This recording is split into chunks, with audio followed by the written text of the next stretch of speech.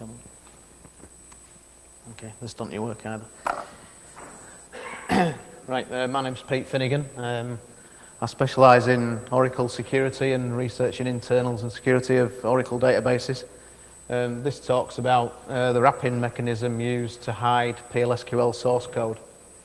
I've been interested in this for quite some time, and my interest was made even stronger when I found this book on the internet, which I bought in 2003, which will become apparent why in a minute.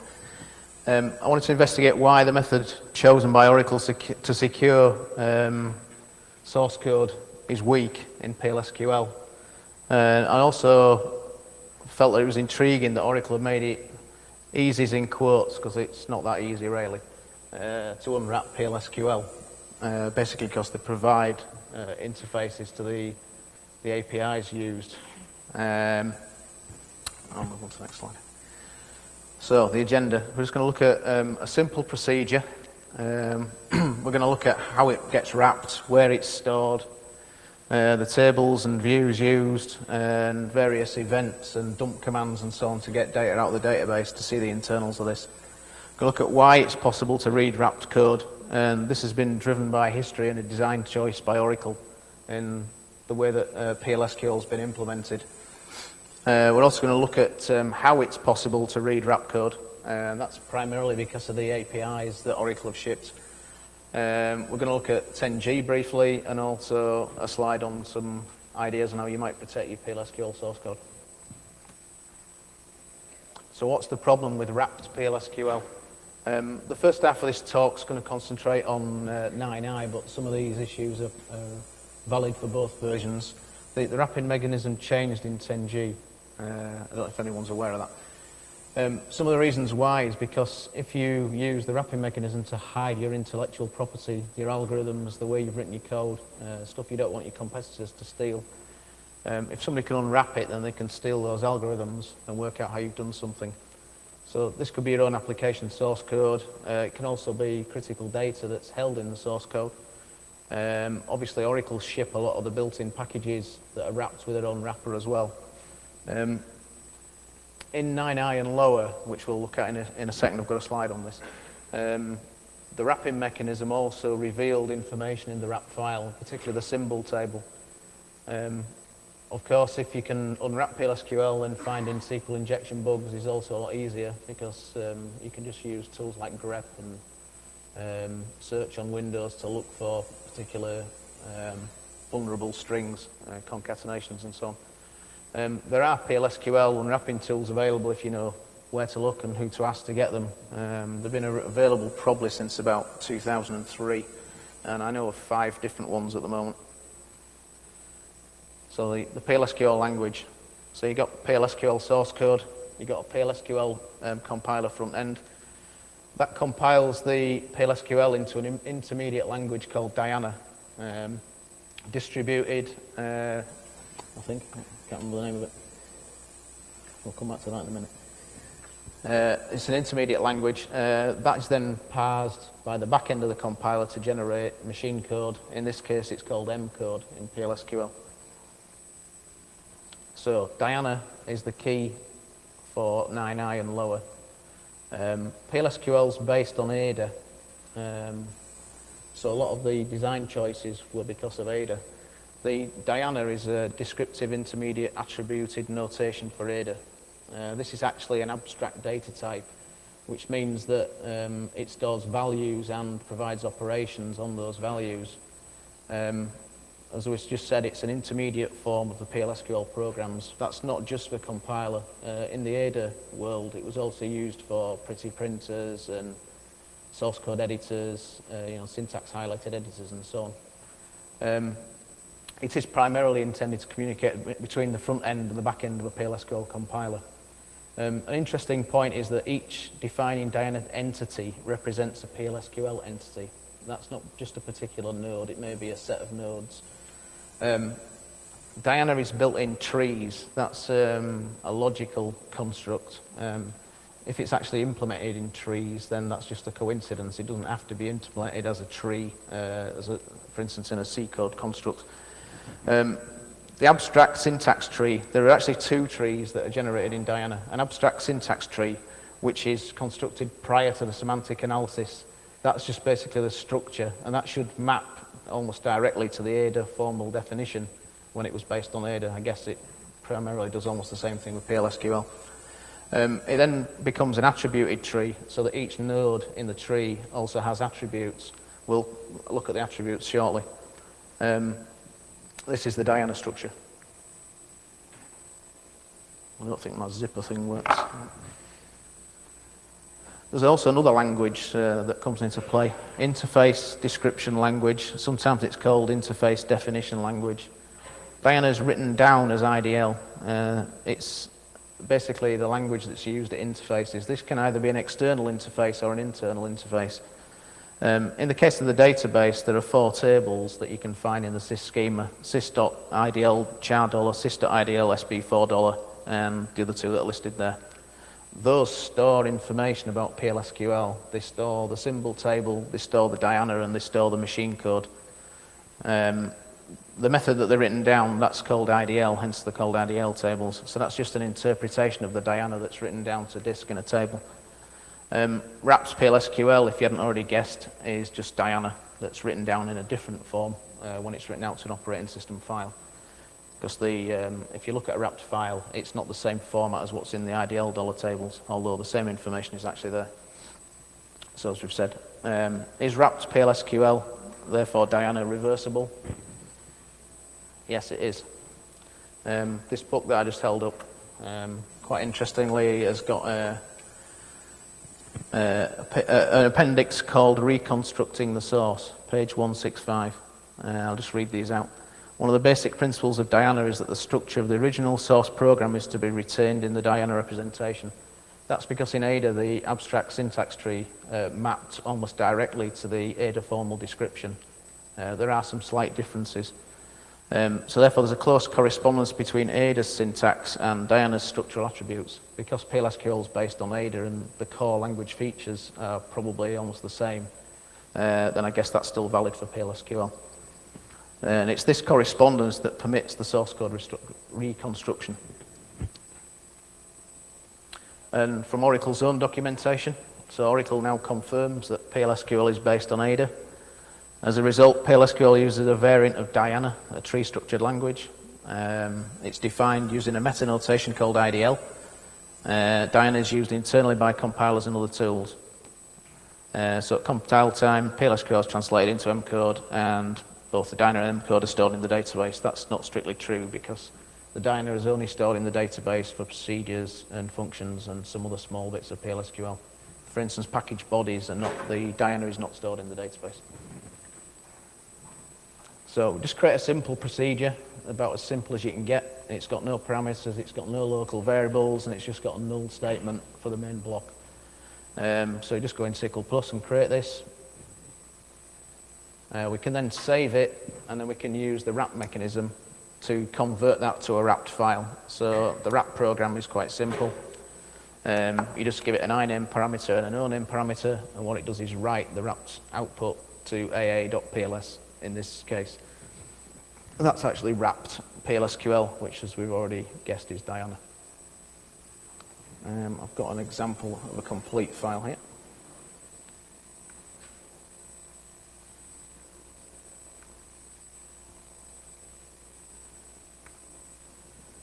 This one shows it a bit better because it's the complete file, which is a bit harder to show in a slide. I don't know what this ABCD bit is at the top. Things that pop out immediately is the 920. This is from a 9.2 database, so that's clearly the version. Another obvious thing is the symbol table, because the only symbol in the program is AB, the name of the procedure. And pay particular attention to this list of hexadecimal values. We're going to see them again in a minute.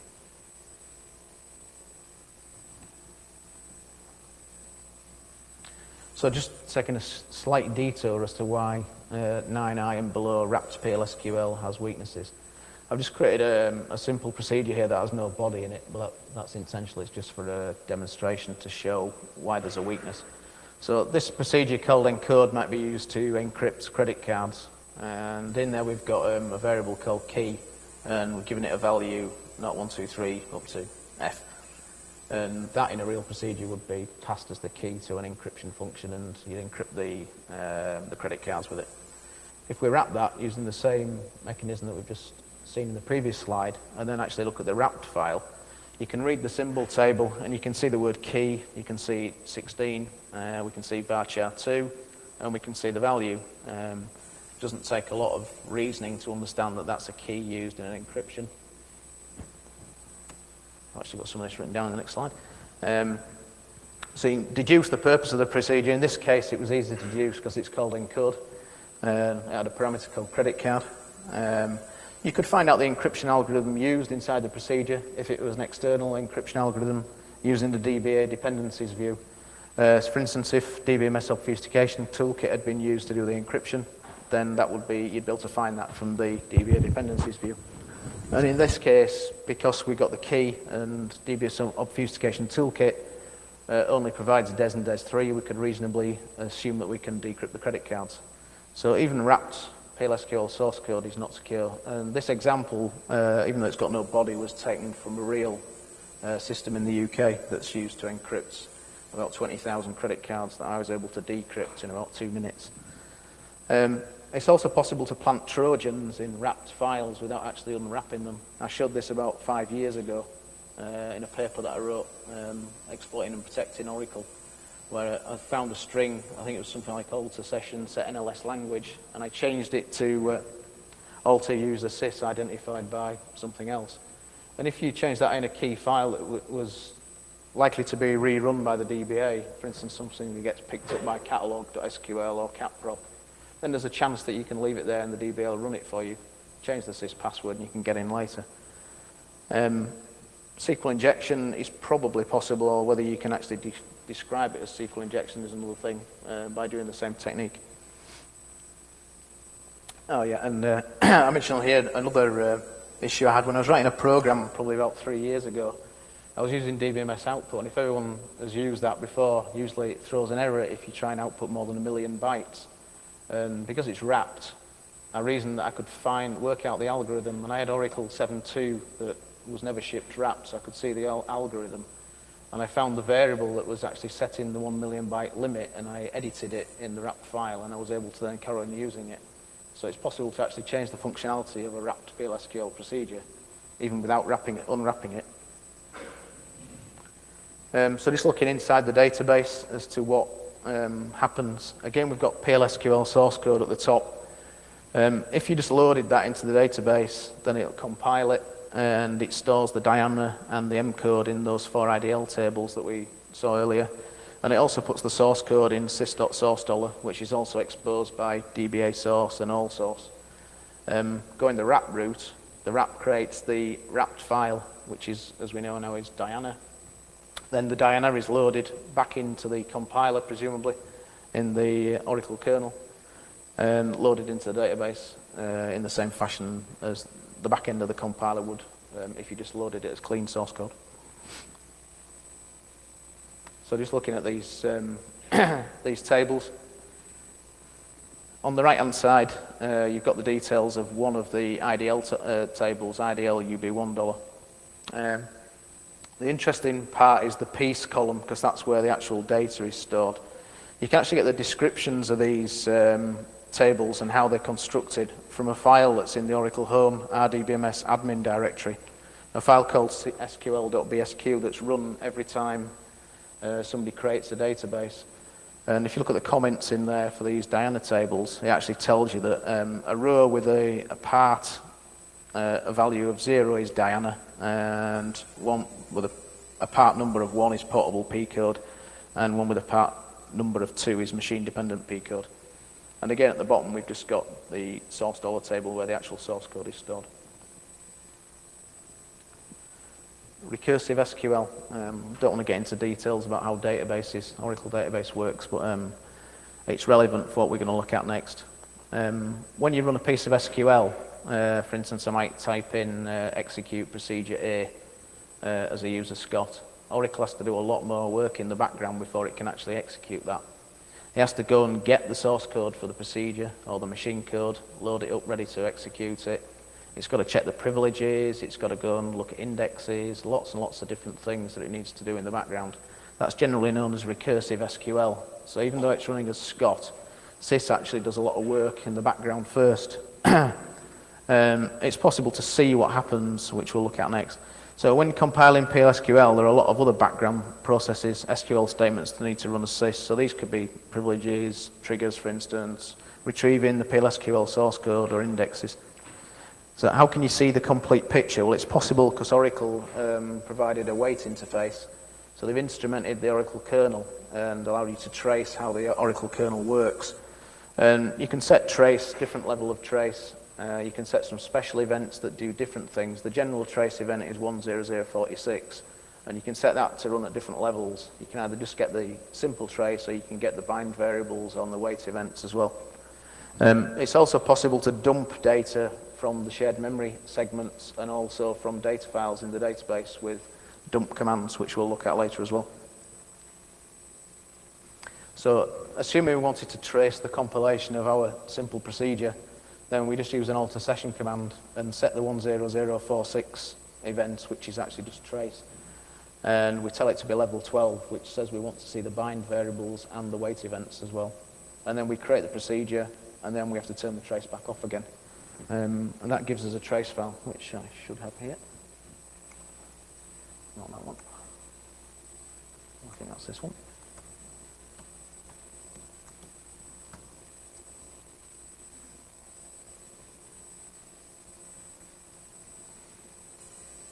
Okay.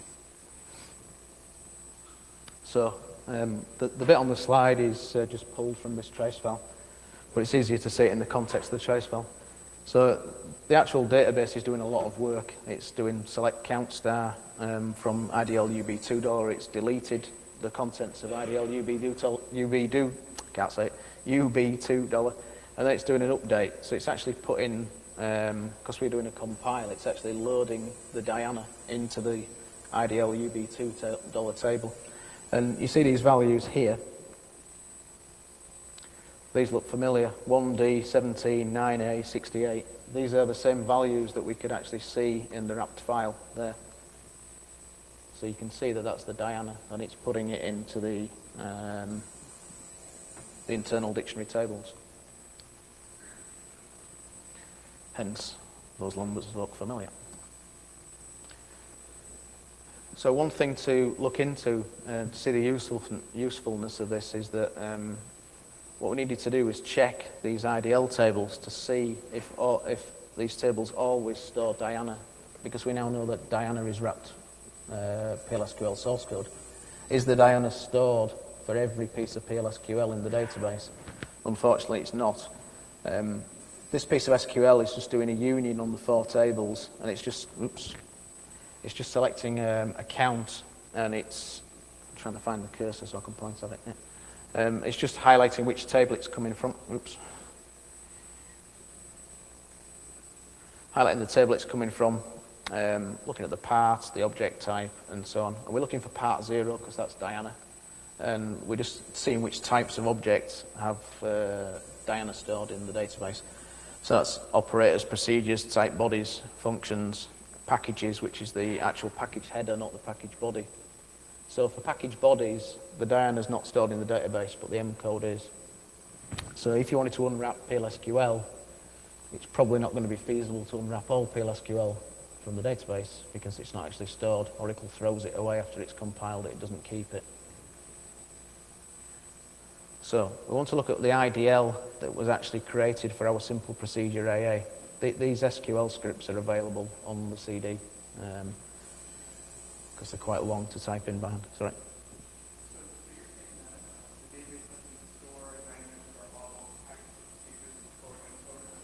It stores the M code for all PLSQL, as far as I'm aware, but it only stores Diana for some types of PLSQL.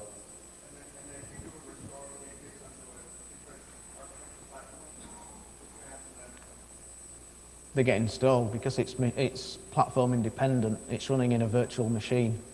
So the environment is just an interpreter. So it's a PLSQL interpreter. No. So we wanted to actually see what Diana was created for our simple procedure. So I've created another big lump of SQL here that looks at the 4 tables, and we're actually pulling out the row IDs because we want to be able to dump the contents from the data files, which will become apparent why in a minute. So I've actually pulled out the actual blocks, because Oracle stores data in blocks on the file system. And the size of those blocks are configurable, and there are lots of different types of blocks. What I've done is listed out the file number and the row number and the block number, which will become useful in a minute. And the actual table it's come from, and I've highlighted the UB2 one, because we've already been looking at UB2, and that's where the Diana nodes are stored. Part number is 0, which is Diana, and piece number is just there are, in this case, 5 different pieces of Diana, and 3 pieces of M code, which are the parts 0 and part 2. And the length is 123 bytes. So on this slide here, what I was trying to do was select the actual Diana from the IDL UB2 table. I found the object identifier for obj dollar for where my procedure is called AA, and I try and select out the Diana for piece 4, which is what we highlighted in the last slide. But you can't do that, it fails. Or a 932 inconsistent data types, because the actual data type used in the IDL dollar tables for the piece column are actually undefined. They're not implemented through the normal SQL interface. I guess it's possible to actually select from them somewhere, because Oracle is actually doing it internally. So if you look at the statements that are generated in the trace that we looked at a few slides ago, Oracle's actually doing selects on those tables, including the piece column. So clearly it's possible to do it, but at a lower level in the Oracle kernel. But we can't just do it in SQL+. So the way to get the actual data is to use a dump command, which allows us to dump data file 1, which in this case is the system table space. And we want to get that block number, which is the one that we actually identified with the SQL in the previous slide. So that does a dump, and that actually dumps it to a trace file. You can then scroll through the trace file, and because I wanted row 8, you can see here it's row 8 at the top. So I've actually scrolled through and found row 8 for that table. And again, as you'll see, the highlighted, the bolded values, 171D, 689A, are obviously familiar. They are the Diana. Okay, a little detour. So what does Oracle use IDL tables for? It's always interesting to spread your search a little bit. There's quite an interesting view called DBA dependencies that you can use in 2 directions. You can see for a particular object which other object it relies on, or you can go back up the chain and do it the other way. So you can see, for instance, for a particular table, which other objects use it. And I've just done that for the IDL tables, and you find that all of these objects actually use the IDL tables for something. Some of them are views for actually looking at, like for instance, parse pieces is the actual looking at the size of the PLSQL that's in the database. So people who are interested in tuning and sizing would look at this. But it's quite interesting that, for instance, in init JVM orgs uses it, which is the Java virtual machine. And probe at the top is the PLSQL debugger. That's the old name for DBMS debug. It used to be called probe. So just looking at one of those as an example, code pieces. Just describing the view doesn't tell us anything, but we can select the text for that view from DBA views, and the text is on the right hand side, so it's just doing a union of the IDL tables, and presumably that's used for sizing to find out how much M code or P code or Diana is actually installed in the database and how big it is. The next is what we want to look at is the interfaces that Oracle have provided to the Diana and the IDL. They provide 2 packages, one called PIDL and one called Diana. I've actually just got these in TextPad, so a bit easier to see. The Diana package is called Diana. For a valid Diana implementation, any implementer, this is particularly aimed at Ada, but I guess it applies to PLSQL as well, is that they need to provide a package like this that provides certain operations that are available to act on the abstract data type. The interesting part that we'll just look at here is the actual names of the Diana nodes. So we can see things like dabort is the name of a Diana node, For instance, d_conf_u is the name of a Diana node. We'll come back to them in a minute. The PIDL package is package portable IDL. There is lots of definitions of data types and sizes that are used throughout the PIDL package and also the DI utility package that we'll look at in a minute. And there's some interesting functions, these that are on the screen now. PTF kin tells you the type of a node. So if you actually know the value of a node, for instance 9A that we saw previously, you can actually get the type of that node. So you can see if it's dconf_u, for instance. So I pointed the wrong one, it's that one. Then there's some interesting functions here that tells you the number of attributes that a particular node's got. It'll tell you the text name of the node. It'll tell you the text name of the attributes as well. So that's quite interesting. We'll see them again in a minute as well. So both of those files are available in the Oracle Home RDBMS admin directory as pidl.sql and pidian.sql. And they provide an API to Diana, which, as we now know that PLSQL, wrapped PLSQL is Diana, it's providing an API to the wrapped PLSQL as well. There's another interesting file called diutil that's got some functions in it, which I think I might have open in TextPad as well. No, I haven't. Let me just open it.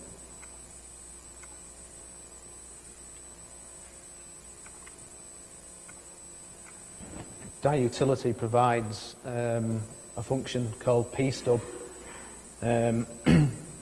that was provided by Oracle. We'll come back to this in a minute, but I'll just show you this package. It provides a function called pstub that's in a separate file, but it's actually then calls the pstub in diutility.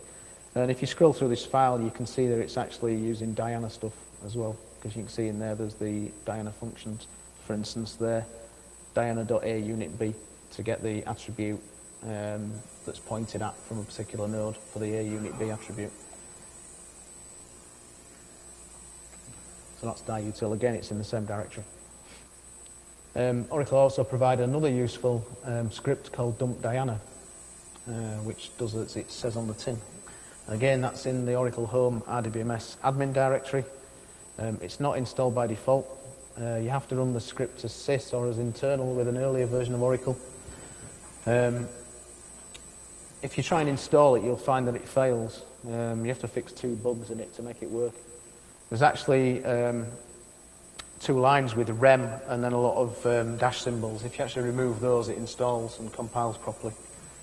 You need to check that the Diana PIDL, and the diutility package is there as well. Then you can run dump Diana, which is what's shown at the bottom of the screen. Just pass in the name of our simple procedure, and it creates a trace file, which I'll just show you a clean one because it's a bit easier to see.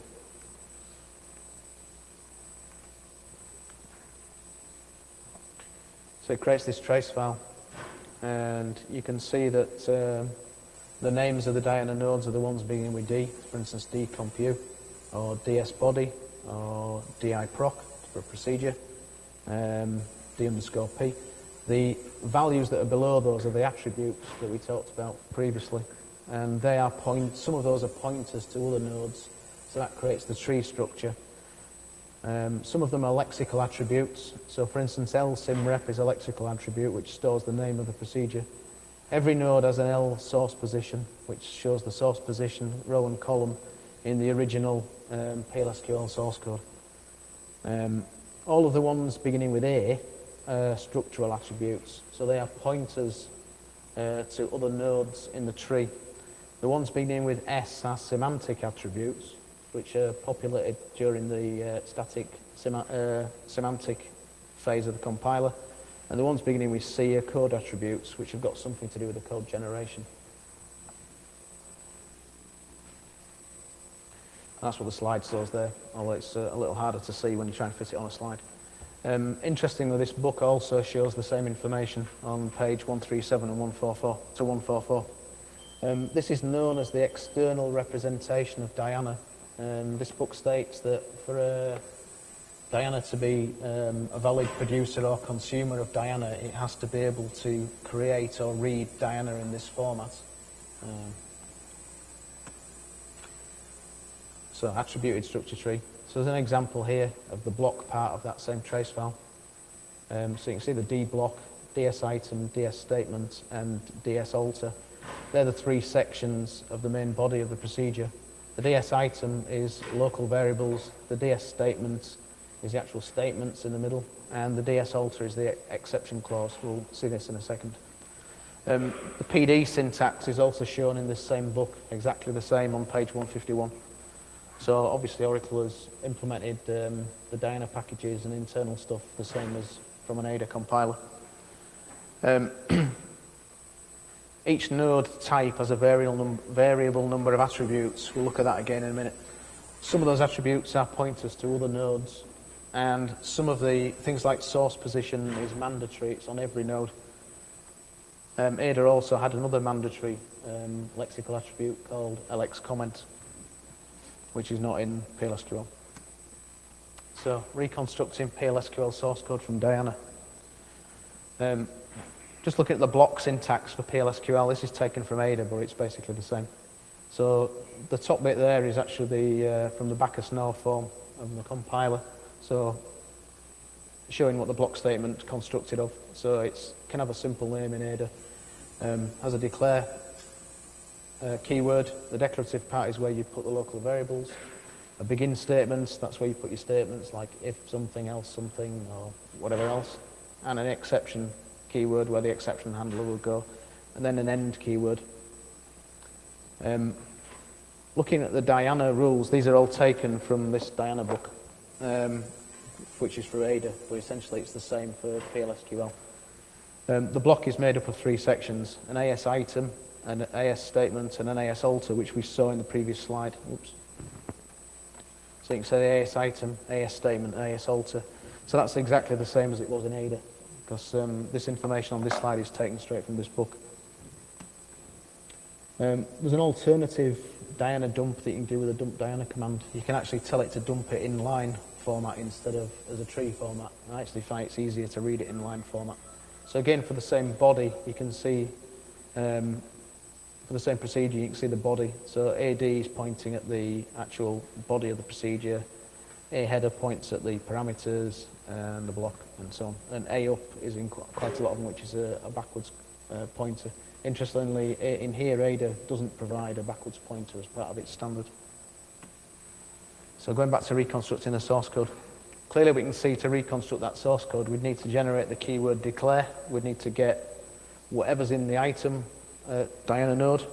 We'd have to generate the begin keyword, then do the same with statement, and the same with the exception clause.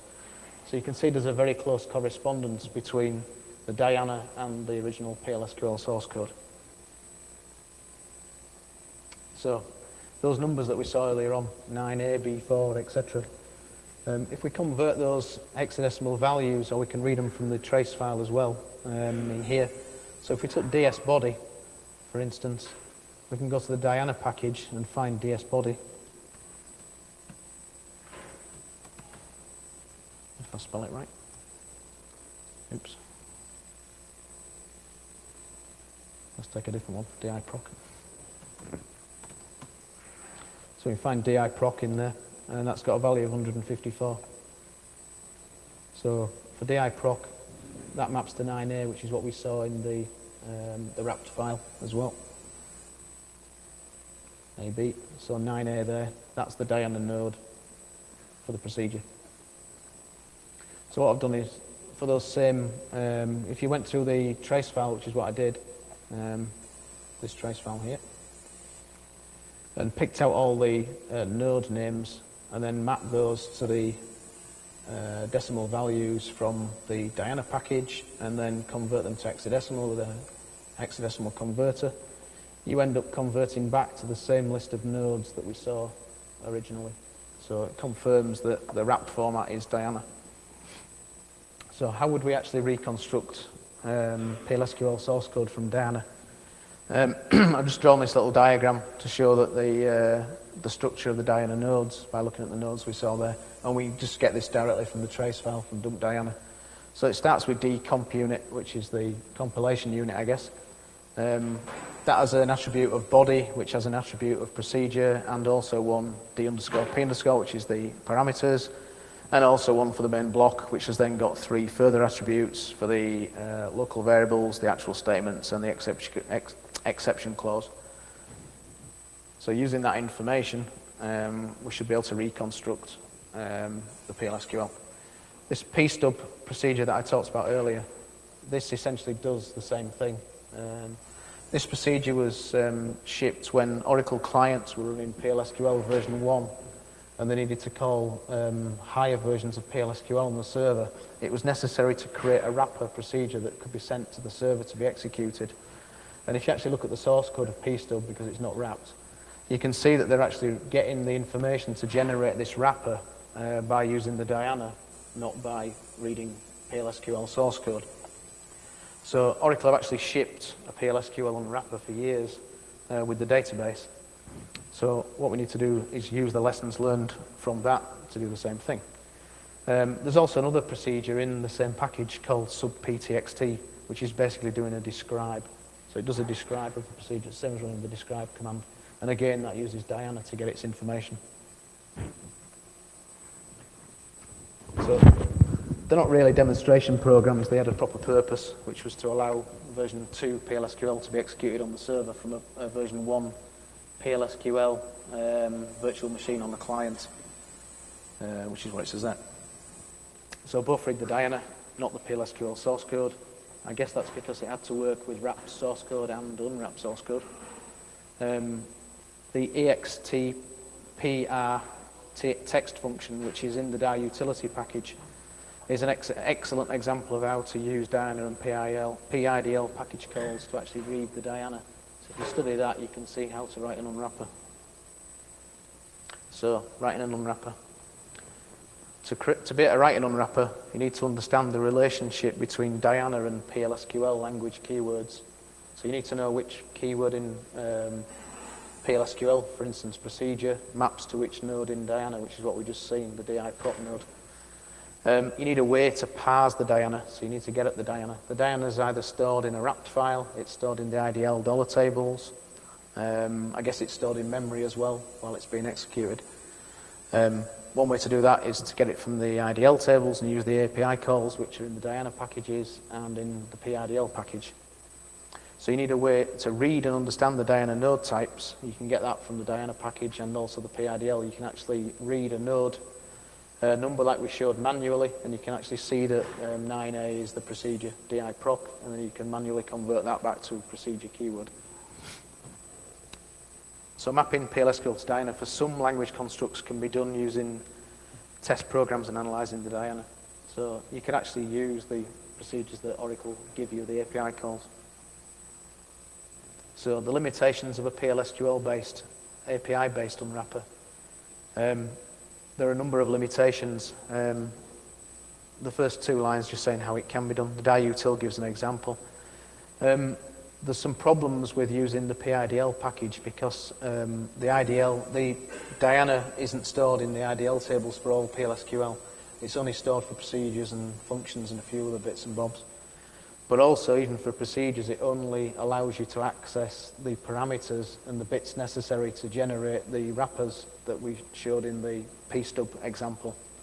For instance, we're showing in the next slide that if you put some PLSQL statements in the body of a procedure and use the API calls to then walk the Diana, it doesn't actually get them back, and dump Diana doesn't show them either, so it's quite limited. It should be possible to write a complete unwrapper in PLSQL using the same functions, but reading the Diana from sys.source$ instead. So just an example of the limitation. So we've created a procedure here, AH, that's got a body in it this time, with an if statement, an else statement. If you look at the dump Diana, you'll see that it actually doesn't generate the Diana using the dump Diana package, so it's not visible. So clearly that's not a way to write an unwrapper. Quite interestingly, this script is available on the CD called attrib.sql. We'll just open that up.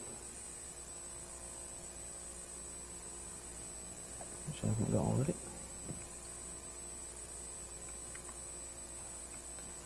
This is just a simple procedure that's using the PIDL package functions that we showed earlier that allow you to get the text name of a Diana node and allow you to find the number of attributes that each node has, and also to get the text names of those nodes, the data types and so on. So if you run that procedure for a 23, which is dcompute, you can see that it's got 9 attributes. These numbers here, 9, 40, 62, they're just individual identifiers. And the text names, these are the actual attribute names, and the data types. For instance, 1, you can go back to the PIDL package, and you can see that 1 is a type of PT node, which is a node, a Diana node. So you can see that's one of the structure attributes that points to another Diana node. So can you create a complete real unwrapper? Obviously you can, because there are ones out there that people are using, and some guys actually selling to people as well. To actually create a complete unwrapper, you need the complete PLSQL grammar. You can either get that, there's the AMTLR of the PLSQL grammar, I'm not sure how complete it is. And also the PLSQL user reference guide includes the grammar for most of the PLSQL constructs as well. To create a complete unwrapper, it would be necessary to understand all the Diana nodes that are generated for every keyword or PLSQL construct, which would be quite difficult. That's not documented. Partly it's documented for Ada in here, in chapter 2. So the sort of core language features, it's possible to find out what Diana nodes are generated from the Ada point of view, but whether they're actually the same nodes in PLSQL needs to be investigated. If you wanted to create a real unwrapper, then it's necessary to understand the wrap file format, because from what I've just said, you can't get it from the IDL dollar tables, because not all Diana is stored, and also for the ones that are stored when you use the API functions, it doesn't actually give you all the information. Quite interestingly, it may also be possible to disassemble the M code back to PLSQL. We'll look at that in a second as well. And the symbols are also embedded in the M code. If you actually look at the M code and show it in hex and use an ASCII converter, you can actually see the symbols within the M code in some cases. A useful view, $V reserved words, shows you all the SQL and PLSQL reserved words. There is an event that Oracle provides, 10928, that allows you to see the M code as assembler, so the machine code. So we've got a simple procedure here. We can set the event, run the procedure, then turn it back off again, and it gives us a trace file. And in there you can see the actual assembler instructions like enter or infer or ret. And these are actually split based around the line numbers of the PLSQL, so it's clear that line number information is stored in the M code as well. It's possible to natively compile PLSQL as well. There could be some issues around this, security issues. It should be possible, it's possible to natively compile all the PLSQL in the database.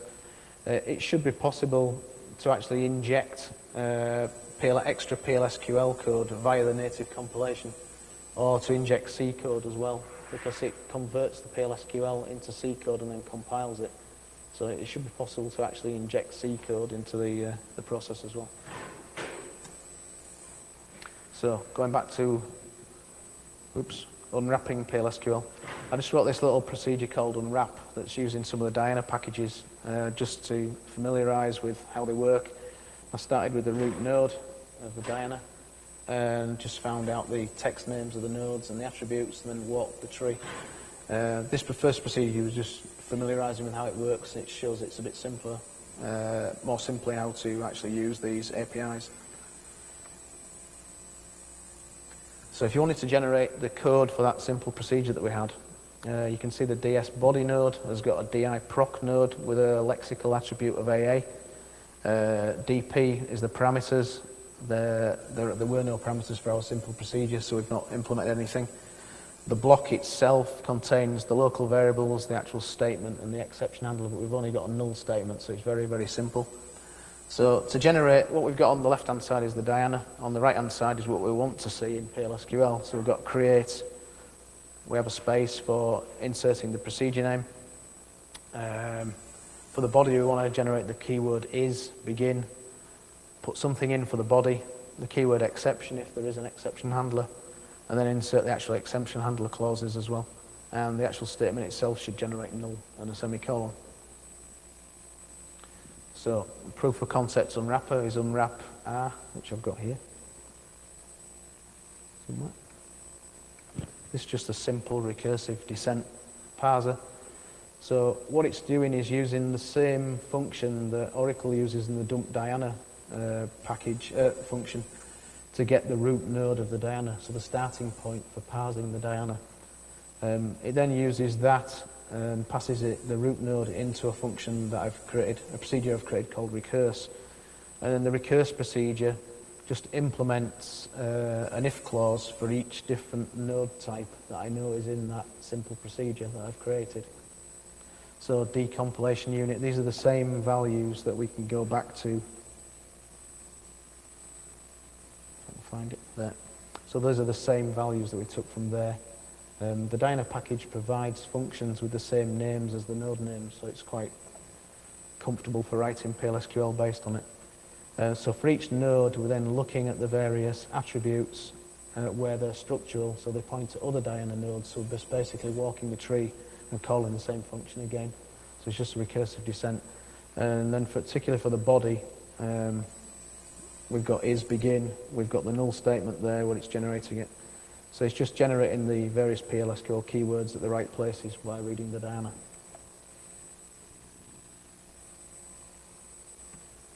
Let's go back forward to the same place. Okay, so just running it for the simple procedure AA generates the same PLSQL source code. But as I said before, this is quite limited because that's reading from the IDL tables, and that doesn't show the PLSQL, the Diana nodes for anything more complicated than null statements. If I'd had parameters, I could have generated the parameters again as well, which is what the pstub function does. But this is just a proof of concept to show that it is Diana and it's possible. And this is just a piece of the actual PLSQL that implements the one I just showed you there. These files are available on the CD. So 10G, what's the difference? There's a new wrapping mechanism in 10G. The most noticeable thing about this is that the symbol table is no longer visible. So on one level it's better because you can't read the symbol table anymore. But the encryption involves base 64, which fills you with dread if you think that that's an encryption algorithm. There's a posting on forums.oracle.com where somebody has stated that the encryption is based on compress and base 64. I think it's a little bit more complicated than that, but not much more. It's also possible in 10G release 2 to actually wrap PLSQL in the database itself. So there's a procedure added to the DBMS DDL procedure that allows you to wrap PLSQL dynamically. So if you're generating PLSQL within your source code, it's now possible to wrap it while you're creating it. Yeah. It should be available to the public so that anyone who's creating PLSQL should be able to wrap their PLSQL. So anyone can do it. There's a new optimizing compiler for PLSQL as well in 10G. What's old is that the IDL tables are still there. They still contain Diana and M code for the same types of PLSQL.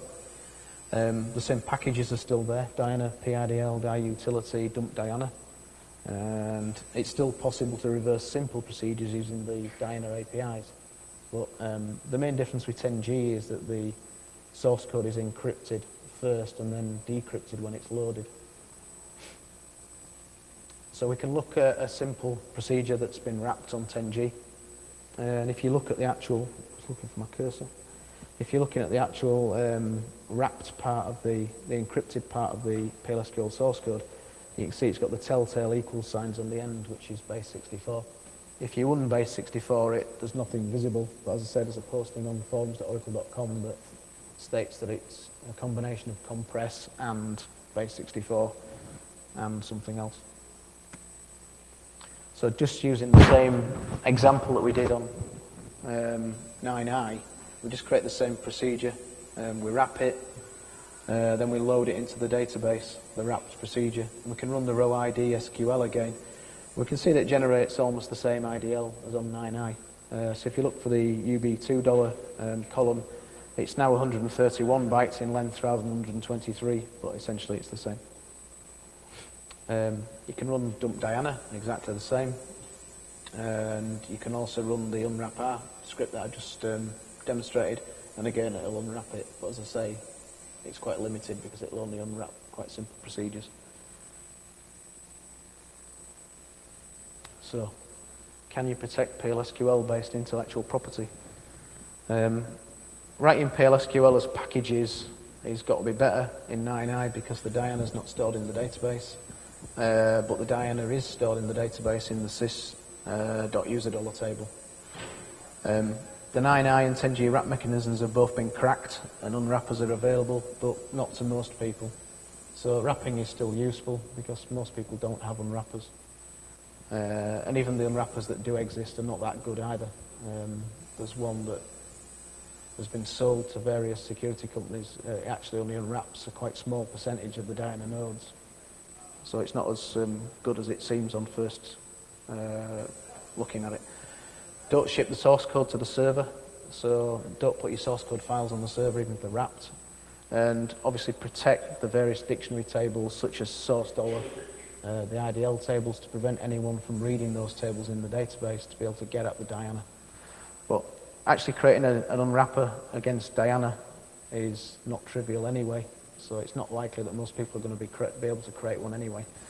I think the 10G protection is better on one level because it protects the symbol table, but on another level it's not as strong because the 9i mechanism is clearly much more complicated than a simple encryption used in 10G. It's interesting that Oracle ship the source code, the packages for OEM using the 9i wrapper even for 10G. I don't know if that's just a mistake within Oracle or it's intentional. As we said, protect the various database tables. There's some scripts on my website on the tools page that you can use to actually see which users or roles can access the various tables. For instance, there's a script called who can access. You just pass it the name of a table and it'll tell you hierarchically, even if someone's got privilege via a role, whether they can access a particular table or view. And the scripts that I've used in the talk are listed there. They're on the CD, and they're also available from my website as well. And any questions?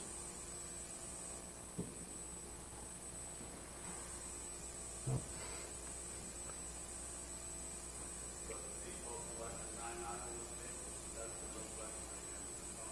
On source $, there isn't a default select on it. All source, any user who can see the source code for any procedure that they've created or one where they've been granted access to. There isn't a default select on DBA source. There is via certain roles. If you've been given certain built-in roles, then there's a default select on it. Things like select catalog role.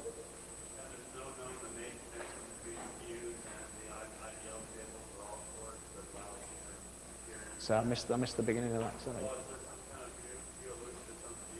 There's some views that allow you that access the IDL tables, but they don't access the piece column. They're only doing summations on the size, so they're not useful for anyone to read the Diana.